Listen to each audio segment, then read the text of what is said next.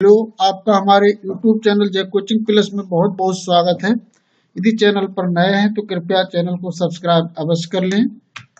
इस वीडियो में मैंने मानव संबंधी प्रमुख रोगों को सम्मिलित किया है। इसमें बैक्टीरिया द्वारा उत्पन्न रोगों को शामिल किया गया है, यानी बैक्टीरियल डिजीज, उनके लक्षण और उपचार को इस वीडियो में शामिल किया गया है।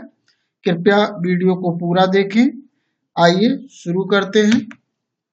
बैक्टीरिया द्वारा उत्पन्न रोगों को जानने से पहले हम बैक्टीरिया क्या है इसके बारे में संक्षिप्त जानकारी कर लेते हैं। सबसे पहले देखें, बैक्टीरिया के खोजकर्ता एंटनी वान लीeuwenhoek है, यानी कि बैक्टीरिया को एंटनी वान लीeuwenhoek ने खोजा है। जीवाणु विज्ञान के पिता भी लीeuwenhoek ही को कहा जाता है। जीवाणु का अध्ययन बैक्टीरियोलॉजी के अंतर्गत किया जाता है। जीवाणु क्या है? जीवाणु जीवित पदार्थ हैं। ये बहुत छोटे होते हैं, इन्हें केवल सूक्ष्मदर्शी के द्वारा ही देखा जा सकता है। इतने छोटे होते हैं कि इसका आइडिया हम लगा सकते हैं। अगर हम पेन से एक बिंदु लगा दें, फुल स्टॉप लगा दें, तो उसके अंदर 2,50,000 तक जीवाणु हो सकते हैं। सभी जीवाणु एक कोशीय होते हैं, यानी कि इनका शरीर एक कोशिका से बना होता है। ये वैसे तो वनस्पति जगत के सदस्य हैं, लेकिन इनमें हरित लवक नहीं पाया जाता है। जीवाणु बड़ी तीव्रता से बढ़ते हैं। ये 2 से 4, 4 से 8, 8 से 16 इसी तरीके से बढ़ते हैं। बैक्टीरिया सर्वव्यापी है। जीवाणु या बैक्टीरिया सर्वव्यापी है। हवा, मिट्टी, पानी आदि सभी जगह मौजूद रहते हैं। एक आम नोट की अगर बात करें तो एक आम नोट पर 3,000 लाख जीवाणु तक हो सकते हैं। मोबाइल फोन पे टॉयलेट से 18 गुना ज्यादा जीवाणु पाए जाते हैं, यानी कि हमारा जो मोबाइल फोन है वो टॉयलेट से भी ज्यादा गंदा है। मानव शरीर में बैक्टीरिया बहुत ज्यादा मात्रा में पाए जाते हैं। मानव शरीर बैक्टीरियों से भरा हुआ है। शरीर में कोशिकाएं जितनी अधिक होती है, हमारा शरीर कोशिकाओं से मिलकर बना होता है और हमारे शरीर में करोड़ों कोशिकाएं होती हैं। बैक्टीरियों की कोशिकाएं हमारी कोशिकाओं से भी ज्यादा इसमें जीवाणु पाए जाते हैं। सभी बैक्टीरिया हानिकारक नहीं होते हैं। शरीर में पाए जाने वाले अधिकांश बैक्टीरिया अच्छे भी होते हैं। ये बैक्टीरिया जैसे दूध से दही बनाना या पाचन क्रिया में भी सहयोग करते हैं। अब देखें, बैक्टीरिया द्वारा उत्पन्न रोग कौन कौन से हैं। प्रमुख रोगों को मैंने इस वीडियो में सम्मिलित किया है। टिटनिस। टिटनिस बैसिलस टेटनी नामक जीवाणु से होता है। इस रोग के बैक्टीरिया अधिकांशतः जंग लगे लोहे, घोड़े की लीद, मल आदि में पाए जाते हैं। टिटनिस के लक्षण है, रोगी को तेज बुखार आता है और शरीर में ऐंठन होती है। जबड़े की मांसपेशियां सिकुड़ी हुई अवस्था में रुक जाती हैं, जबड़े बंद हो जाते हैं, पूरा शरीर धनुष के आकार की तरह तन जाता है, इसलिए इसे धनुष टंकार रोग भी कहा जाता है। इसके उपचार है पेनिसिलिन प्रतिजैविक, यानी पेनिसिलिन एंटीबायोटिक का इंजेक्शन लगवाया जाता है। बचाव के लिए एटीएस एंटीटॉक्साइड सीरम का इंजेक्शन 3 बार लगाया जाता है और बच्चों में इसकी रोकथाम के लिए डीपीटी का टीका लगाया जाता है। इससे मुख्य रूप से प्रभावित अंग है मेरुरज्ज।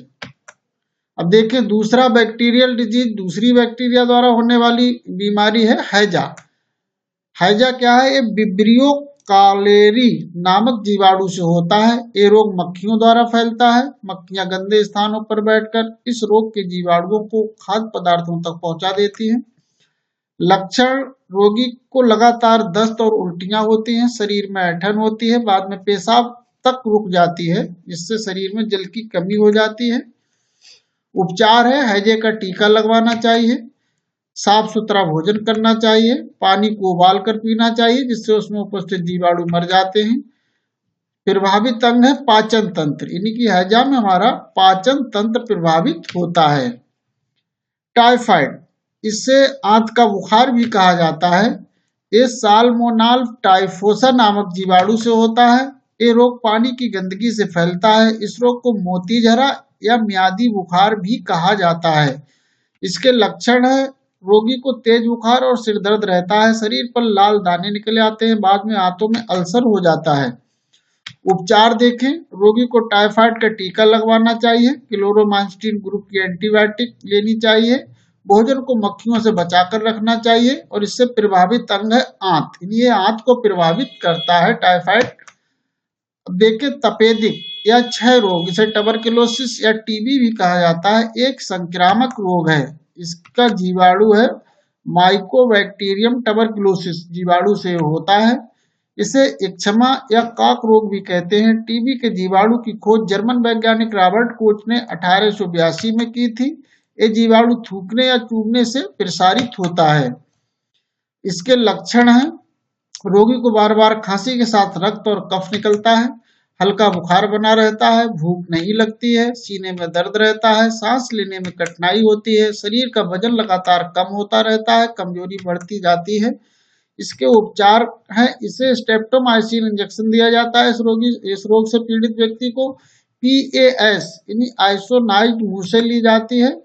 रोगी को पूर्ण आराम करना चाहिए और बच्चों में इसको रोकने के लिए BCG का टीका लगवाना चाहिए। BCG की फुल फॉर्म है बेसिलस कैलमेटी-गुरिन। इससे प्रभावित मुख्य अंग है हमारा फेफड़ा, यानी ये फेफड़ों को प्रभावित करता है। डिप्थीरिया, डिप्थीरिया कोरिनी बैक्टीरियम डिप्थीरी नामक जीवाणु से होता है। इस रोग के बैक्टीरिया गंदे फल, पानी आदि गंदे खाद्य पदार्थों में पाए जाते हैं। इसके मुख्य लक्षण है, इस रोग में सांस नली में जाली नुमा बन जाती है, जिसके कारण सांस लेने में रोगी को कठिनाई होती है, रोगी का दम घुटता है। उपचार है, सफाई का पूरा ध्यान रखें और DPT का टीका लगवाना चाहिए। DPT diphtheria एंटीटॉक्साइड। इससे प्रभावित अंग है गला, यानी इसमें गला प्रभावित होता है। प्लेग, प्लेग बेसिलस फेस्टिस नामक जीवाणु से होता है, एक छुआछूत की बीमारी है। इसका संक्रमण चूहों पर पाए जाने वाले पिस्सुओं से होता है, क्योंकि पिस्सुओं के शरीर में प्लेग का जीवाणु रहता है। इसके लक्षण है, इस बीमारी में रोगी को बहुत तेज बुखार आता है और शरीर पर गिल्टियां निकल आती हैं। इसके उपचार के लिए सल्फाड्रग्स एवं स्ट्रेप्टोमाइसिन दिया जाता है। चूहों से दूरी बना के रखी जाती है और चूहों को भगाने के लिए हम जिंक फास्फेट या DDT या बेंजीहेक्साइड क्लोराइड का छिड़काव करते हैं, जिससे चूहे भाग जाते हैं। इससे प्रभावित मुख्य अंग है लिम्फ ग्रंथियां। काली खांसी या इसे वूपिंग कफ भी कहा जाता है, वूपिंग कफ। ये हीमोफिलस परट्यूसिस नामक जीवाणु से होता है। ये रोग मुख्यतः बच्चों को होता है, लेकिन कभी कभी बड़ों में भी हो जाता है। इस रोग का प्रसार प्राय हवा द्वारा होता है। इसके लक्षण है, रोगी को लगातार खांसी आती है, खांसी लेने में बहुत कठिनाई होती है। उपचार है, काली खांसी का टीका DPT लगवाना चाहिए। इससे मुख्य रूप से प्रभावित अंग है फेफड़ा। निमोनिया, निमोनिया डिप्लोकोकस निमोनी नामक जीवाणु से फैलता है और इस रोग से मुख्य रूप से फेफड़े प्रभावित होते हैं। निमोनिया के लक्षण है, रोगी को तेज बुखार आता है तथा सांस लेने में कठिनाई होती है, फेफड़ों में सूजन आ जाती है। उपचार, रोगी को ठंड से बचाकर रखें और एंटीबायोटिक औषधियों का प्रयोग करें। इसमें मुख्य प्रभावित अंग है फेफड़ा। कोढ़ या कुष्ठ रोग, जिसे लेप्रोसी कहते हैं, इसका जीवाणु माइकोबैक्टीरियम लेप्री है, एक संचरणशील रोग है। कुष्ठ रोग वायु या जल के द्वारा नहीं फैलता है, ये रोगी के संपर्क में बहुत घनिष्ठता से आने पर ही फैलता है। इससे मुख्य प्रभावित अंग है तंत्रिका तंत्र। इसके लक्षण है, शरीर पर चकत्ते प्रकट होते हैं, शरीर में जिन स्थानों पर ये रोग होता है वहां संवेदनशीलता समाप्त हो जाती है, यानी उस अंग द्वारा किसी को स्पर्श करें वो अनुभव नहीं होता है।